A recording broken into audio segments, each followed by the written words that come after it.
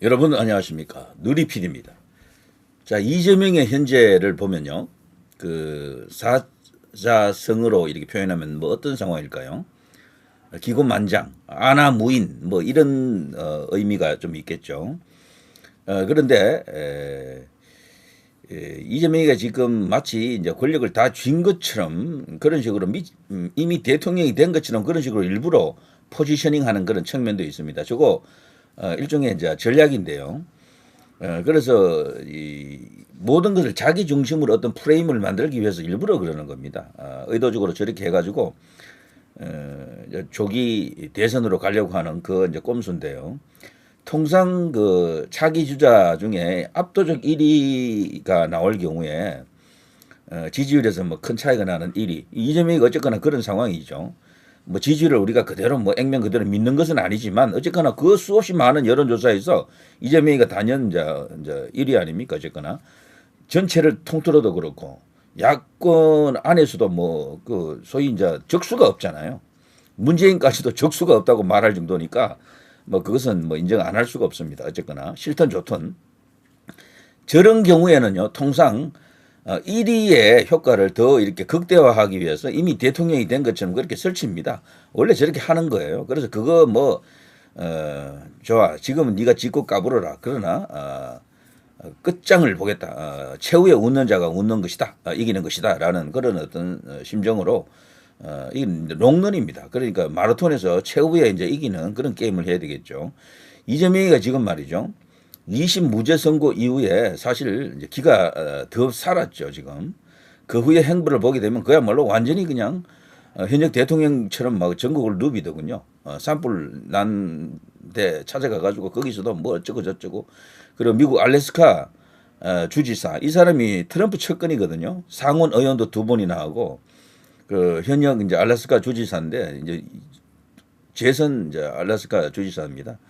이 사람하고 또 만나서 또 뭐 어쩌고 저쩌고 또 이런 식으로 LNG 뭐 도입 관련해 가지고 뭐 이렇게 서로 이렇게 이야기를 나눴다 그래요. 그것도 사진도 찍히고 그러던데 거기다가 최근에 또 이재용 삼성 회장을 또 만났잖아요.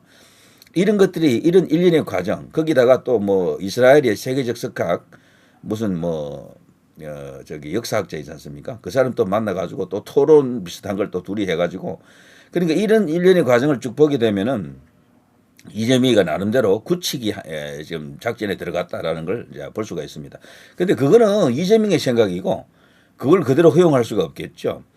이재명은 2심 무죄가 자신의 사법 리스크를 모두 이제 해방시킨 결정적인 한 방이다라고 이제 기정사실을 하려고 그러고요. 그리고 그 진영에서 개딸 혹은 민주당에서도 그걸 이제 이렇게 계속해서 국민들에게 인식시키려고 하는 건데요. 그런데 천려일실이라고요.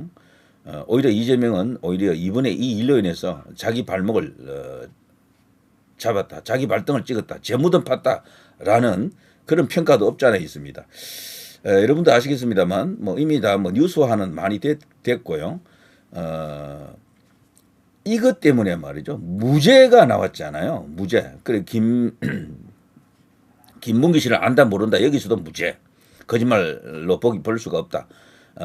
거짓말을 공표한 것으로 볼 수가 없다. 그러다 백현동 관련해 가지고 이제 국토교통부에서 뭔가 이렇게 성남시에다가 계속해서 뭔가를 공문을 보낸 그걸 갖고 뭐 뭔가 발언을 했잖아요. 이거는 압력을 넣었다. 박근혜 정부가 자기에게 압력을 넣었다. 이런 식으로 했던 그 말도 원래 이거는 1심에서는 유죄가 됐었거든요. 요거까지도 그냥 무죄로 만들어졌잖아요. 그래서 완전 무죄가 된 겁니다. 자, 이렇게 되니까 이재명 진영에서는 뭐 난리가 났죠. 뭐 엄청나게 자신들이 이제 도달할 수 있는 가장 높은 곳까지 갔다. 뭐 기분 뭐 째진다 이런 상황이었었죠. 그런데 이게 보니까 마가 끼인다라는 말이 있잖아요. 이제 그 안에 충격적인 또 다른 어떤 반전 카드가 숨어 있었던 겁니다. 이게 이재명은 완전 무죄이기 때문에 상고를 못 해요. 상고. 대법원으로 뭐 이렇게 재판을 다시 해달라고 요청을 못 한다라는 거죠. 그때 말이죠. 만일에 벌금형으로 100만 원 밑에 뭐 90만 원, 80만 원, 뭐 70만 원 이런 식으로 그거 되면 뭐 공직선거법에 아무런 저촉을 받지 않거든요. 그 돈만 내면 된다고요. 80만, 70만 원만. 차라리 그거였더라면 이재명은 꼼짝없이 걸려들었어. 그러면은 그게 아니고요. 이재명을 잡을 수가 없어요. 그러면 대법원에 가도 대법원은 법률심이기 때문에 뭐 달리 할 수 있는 방법이 없습니다. 다시 뭐 이제 파기환송이나 파기이송을 통해서 고등법원으로 다시 내려보내는 것밖에 없거든요. 그러니까 이재명을 어떻게 그 단시일에 정리할 수가 없는 겁니다. 사법 리스크를 안기면서 너 끝났어 이것을 응징할 수가 없는 그런 상황이 오는데 무죄기 때문에 이게 반전이 일어났습니다. 반전이. 그래 항소 유서도 못 쓰고 자기 스스로 항소도 못 하고 이렇게 되는 거예요. 근데 이게 말이죠. 만일에 자기가 그때 약간의 이제 벌이라도 받았으면 징역 뭐 징역까지는 안 가더라도 뭐 벌금 얼마 이런 거 나왔었더라면요. 본인도 상고를 할 수 있는 겁니다. 상고 이유서를 이제 작성하면서 최대 27일을 끌 수 있다고 하더라고요. 27일. 놀라운 일이죠. 27일이면 한 달이잖아요. 그런데 이재명은 완전 무죄이기 때문에 그걸 못하는 거야. 27일간 이렇게 넉장을 부리면서 나도 상고한다라는 그런 어떤 입장에서 대법원에다가 그걸 요청할 수 있는 시간이 주어진다 그래요. 그 변호인들이 그걸 적절하게 이제 활용하면 그게 가능하다고 합니다. 그런데 무죄가 되다 보니까 이게 안 되잖아요. 그런데 검찰 쪽에서는 하루 만에 그냥 바로 상고해버렸죠. 그런데 놀라운 것은 상고 하루 만에 기록이 또 송부됐고요. 기록 송부하는 그 과정에서 이번에 이제 그 이재명 그 2심을 이제 그 선고했던 그 재판부 대등재판부 3인 있잖아요. 그 중에서도 이 기록을 재판 기록을 넘기는 권한이 있는 게 재판장이 이제 갖고 있습니다. 재판장이 마침 재판장이 경북 포항 출신이잖아요. 나머지 두 사람은 전라도 출신 두 사람이고요. 판사 2명. 근데 이 사람이 지체 없이 그냥 덕달같이 바로 보내버렸어. 그거를. 이게 아주 기가 막힌 상황이 됐죠. 그래서 이재명은 27일을 벌 수가 있었는데 단 하루도 못 벌고 바로 그냥 대법원에 모든 자료가 넘어가 버린 겁니다. 이거는 달리 말하면은 재판을 27일 앞당겼다라고 해도 과언이 아니죠. 자, 이거 엄청난 일이 됐습니다. 결과적으로 이렇게 되면요, 2심 선고 후에 3개월 안에 이제 선고를 해야 됩니다. 633 원칙에 의해 가지고 한 달 정도가 단축된 점을 감안하면 대법원이 2달 만에 선고할 수도 있는 거죠. 2달 만에. 그래서 선고 시기는 5월 말 혹은 조금 늦춰진다 하더라도 6월 초에 선고가 이뤄진다라는 거죠. 그래서 지금 대통령 탄핵 이제 관련해 가지고 조금만 시간을 끌게 되면은 이재명은 사법 리스크에서 완전히 이제 해방된 게 아니다. 여기서 그냥 끝날 수 있다라는 그런 어떤 이야기도 있습니다. 왜 그런가 하면은 요즘 이제 이야기가 많이 되는 거죠. 파기자판이라고요. 대법원이 직접 이제 재판을 할 수가 있는 겁니다. 법률심의 대법원에서 법률 적용이 잘 됐는지 잘못됐는지 보는 그게 아니고 이거는 1심과 2심이 극단적으로 다르잖아요. 1심은 징역 1년, 집행유예 2년인데 엄청나게 이게 무거운 벌이거든요. 공직선거법 치고는. 그런데 이 한쪽은 완전 무죄. 이거는 뭔가 뭐 잘못됐다. 법률 적용에 있어서 문제가 있을 수도 있겠지만 재판 자체가 뭔가 이렇게 야료가 있다. 의심이 이제 들 수도 있잖아요. 그렇게 되면 이제 이게 조일의 대법원장이 이제 판단하기에 따라서는 이거는 대법원이 직접 판결을 합시다. 이렇게 나올 수가 있는 거예요.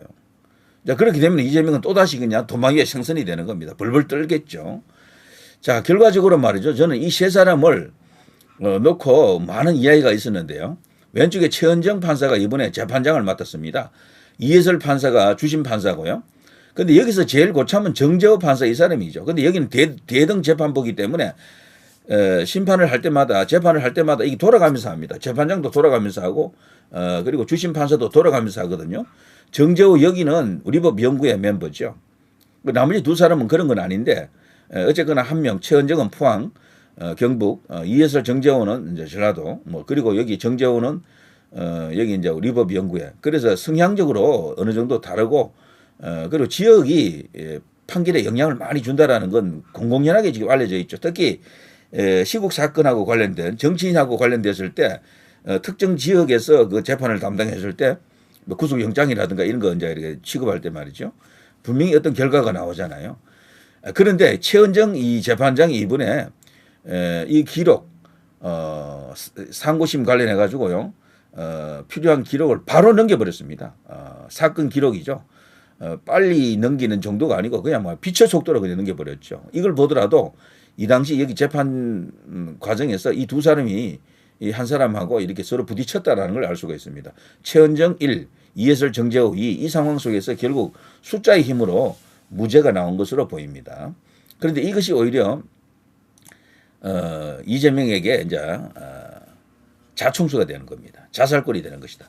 검찰은 바로 상고했다. 대법원 심리가 이루어지려면 고등법원의 기록이 대법원으로 넘어가야 되겠죠. 기록의 송부는 재판장의 권한인데 재판장인 최은정은 하루 만에 소송 기록을 대법원으로 바로 넘겨버렸다. 최은정은 저 말씀드린 것처럼 이제 그런 어떤 스펙과 어떤 성향을 갖고 있는 것으로 보이는데요. 이거는 그야말로 최은정 재판장의 복수였다. 기록을 하루 만에 넘기는 이런 초유의 역사라고 합니다. 보통 그걸 뜸들이는 시간이 좀 있다 그러네요. 말미를 좀 준다고 합니다. 그런데 이게 바로 넘겼다라는 것은 두 사람과 충돌이 있었다라는 걸 말해주는 것이죠. 결과적으로 이론적으로는 대법원 심리가 빠르면 사법 첫 주 혹은 둘째 주에도 가능하게 되었다. 이재명으로서는 이게 좀 역습당한 겁니다. 급당황 상황이 될 수밖에 없다. 자, 그리고 지금 이야기되는 그 파기 자판이라고 하는 건요. 여기 지금 많은 이야기들이 나오고 있거든요. 김기현 의원, 이재명 공직선거법 위반 상고심에 대하여 이런 것도 있고 파기 자판이 뭔지 이렇게 나오고요. 파기 환송이 있고 파기 이송이 있고요. 파기 자판이 있고 이 세 가지가 있거든요. 대법원에서 보통 하는 건 파기 이제 환송이죠. 몰래 원심 법원으로 다시 돌려보내는 걸 파기 환송이라 그럽니다. 파기 이송은 다시 고등법원으로 보내긴 하는데 원래 그 재판했던 그 재판부가 아니고 다른 재판부로 가는 거예요. 이제 그 두 개는 뭐 가끔씩 있습니다. 많이 있고 특히 파기 환송은 뭐 자주 우리 거론되는 거죠. 근데 파기 자판은 평소에 우리가 거의 들어보지 못한 거잖아요. 뉴스에도 거의 나오지 않은 겁니다. 극히 드물다고 합니다. 희귀한 케이스인데 그러나 앞으로 우리 대법원이 전체적으로 법원의 그 재판 그 숫자를 좀 줄이기 위해서 파기 자판을 활성화해야 된다라는 그런 여론이 있어요. 조의대가 그걸 전향적으로 받아들일 가능성도 굉장히 크다라는 겁니다. 왜냐하면 대법원에서 끝을 내버리면 더 이상 재판이 없잖아요. 파기환송하면 재판을 두 번 더 해야 돼. 대법원에서 내려보낸다 그래도 그 법에서 또 다루고 또 올라가요. 그러면은 왔다 갔다 한다고. 그런 것을 줄일 수 있으니까 굉장히 좋은 거죠. 자, 그게 바로 파기자판입니다. 여기서 직접적으로 이재명에게 징역 1년, 뭐 법정 구속 이런 것을 결정할 수 있다라는 겁니다. 이것 때문에 지금 발칵 뒤집어져 있죠. 파기자판이 뭐길래 국힘 이재명 무죄에도 왜 물고 늘어질까? 국민의힘에서도요, 지금 모든 대부분의 이제 의원들이 여기에 대해서 언급을 하더라고요. 김기현, 나경원, 뭐 주진우, 뭐 등등등 해서 여러 명이 지금 파기자판을 이야기하고 있는데 이게 가능성이 없으면 이렇게 안 할 거예요. 그런데 현역 의원들이 이들이 전부 판사 출신이잖아요. 김기현, 여기 이제 나경원 전부 다 이런 사람들이 아는 거야. 김기현, 나경원 대법원은 이재명 무죄 판결 파기자판해라 이렇게 지금 주장하고 있습니다. 국민을 향한 도발이다, 쿠데타다. 이재명을 응징해야 된다, 단죄해야 된다. 이런 어떤 맥락으로서 대법원에게 이제 호소하는 거죠, 요청하는 거죠. 저는 조의대 이분을 한번 믿고 싶습니다. 약간 중립적으로 보일 수도 있지만 이 사람은 올곧은 판사는 맞거든요. 오로지 이제 법대로 판결했던 그런 판사로 생각이 되고, 그리고 이분이 뭐 한번 나라를 구하는 그런 어떤 큰 결정을 또 할 수도 있지 않겠나 이런 생각이 들기도 해요. 자, 뭐 이런 식으로 국민의힘에서도 지금 파기자판이 붐이 일었습니다. 이대로 가게 되면요, 그야말로 이제 충격적 결과가 또다시 뒤집어질 수도 있는 거죠. 이재명은 지옥에서 천당으로 갔는데 그 천당에서 다시 지옥으로 복귀하는 수가 있습니다. 그야말로 재발등 찍는. 그래서 이재명은 완전 무죄라고 좋아했겠죠. 개딸들도 뭐 난리 났죠. 이제 가만 보니까 벌금 한 90만 원, 80만 원 정도 맞는 게 좋았네. 그러면 그거로 끝이에요. 더 이상 어떻게 이재명을 어떻게 잡을 수가 없습니다. 그러면은 그 대법원 가도 대법원에서 파기자판을 할 수가 없습니다. 그렇게 되면은 이재명 스스로도 또 뭐 상고를 또 할 거고요. 그러면 다시 뭐 대법원에서 끝나거나 아니면은 고등법원으로 다시 내려오니까 시간이 더 많이 걸리잖아요. 그럼 이재명을 어떻게 하기가 참 어려웠는데 어쨌거나 무죄라고 하는 것이 결정적으로 그리고 이번에 이 이제 3인의 이 판사들 이게 말이죠, 하늘의 뜻인 것 같습니다. 무죄 나온 게 오히려 이들이 이재명을 잡았다라고 의도적으로 이해설 정재호가 이런 것까지 생각해 가면서까지 그렇게 하지는 않았을 겁니다만 결과적으로는 그렇게 된 측면도 있어요. 전화 위복이 되는 그런 측면도 있는 것 같습니다. 이재명을 잡는 결정적 한 방이 되는 것이다. 일종의 이재명을 이제 가두는 그런 효과가 생긴 거죠. 대단합니다. 아무튼 이런 것이 하늘의 뜻이 아닌가 이런 싶은 생각도 드는데 이재명이가 지금 이걸 역습 맞은 상태죠. 상당히 이제 부담을 느낄 겁니다. 헌재와 대법원은 우리나라 최고 법원이잖아요. 그 대법원에서 이재명 말 듣고 뭐 이렇게 뭐 이런저런 어떤 야료를 부릴 것으로 생각하지 않습니다. 그리고 지금 조이대 체제는 저는 한번 믿어보고 싶습니다. 여기서 이제 끝장을 낼 수도 있겠다 이런 생각이죠. 자, 누리 PD 김준희였습니다.